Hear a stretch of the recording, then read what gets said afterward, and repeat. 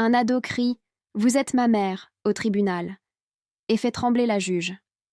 Khalil, un garçon noir de 13 ans, comparaît devant un tribunal pour avoir pénétré dans une maison sans autorisation.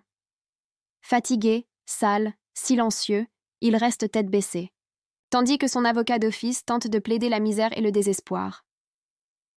En face, la juge Marianne Delvaux, 53 ans, est connue pour son sang-froid, sa rigueur et sa méfiance envers les drames joués. Mais tout bascule quand Khalil, brisé, murmure d'une voix étrangement assurée « Vous êtes ma mère ». La salle d'audience retient son souffle. La juge se fige. « Que dites-vous » Khalil répète plus fort. « C'est vous ma mère.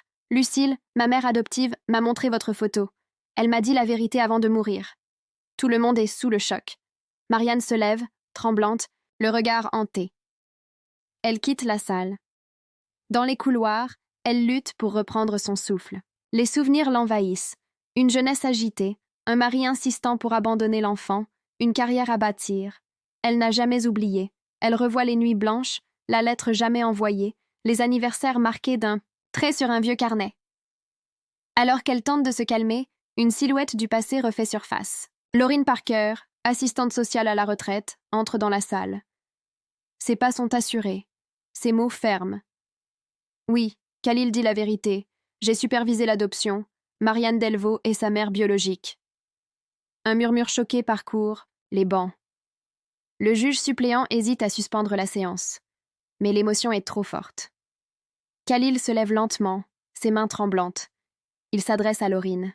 « Elle savait où j'étais » Laureen hoche la tête.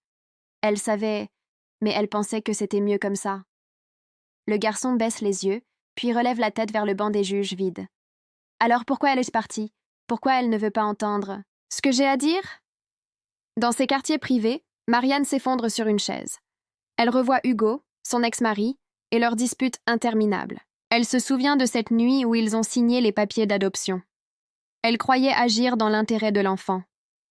Aujourd'hui, elle doute de tout. Elle retourne dans la salle d'audience.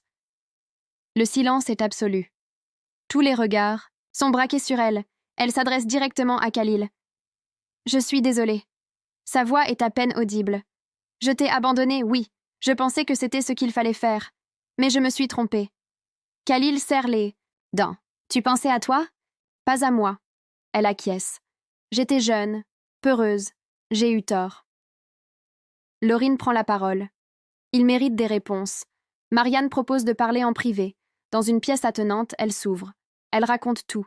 La peur, le renoncement, les années à espérer sans jamais oser. Khalil l'écoute, l'interrompt parfois, pleure silencieusement. Elle lui tend une photo jaunie. « C'est la seule que j'ai gardée de toi, bébé. » Khalil la prend, l'examine, longuement, puis « Tu veux être là maintenant? Parce qu'avant, tu ne l'étais pas. » Elle répond sans hésiter. « Oui, je veux essayer. » Dans les semaines qui suivent, ils commencent à se revoir. Petite sortie, visite au centre où il passe ses journées. Elle assiste à ses matchs, de basket, apporte des livres, s'intéresse à ses dessins. Il reste méfiant, mais il accepte. Un jour, il lui confie « J'ai toujours cru que ma mère n'existait pas. Maintenant, je sais que tu existes, mais j'ai besoin de savoir si tu resteras. » Elle ne promet rien. Elle montre. Par des gestes, des silences, une présence constante.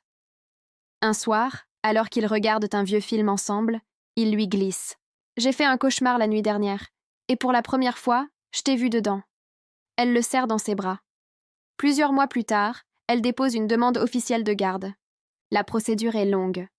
Mais le jour arrive. Khalil est là, droit et calme. Quand le juge annonce que la garde est accordée, il ne sourit pas tout de suite.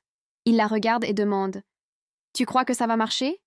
Elle répond, les larmes aux yeux. « Je ne sais pas, mais on va essayer. » Et pour la première fois, c'est lui qui prend sa main.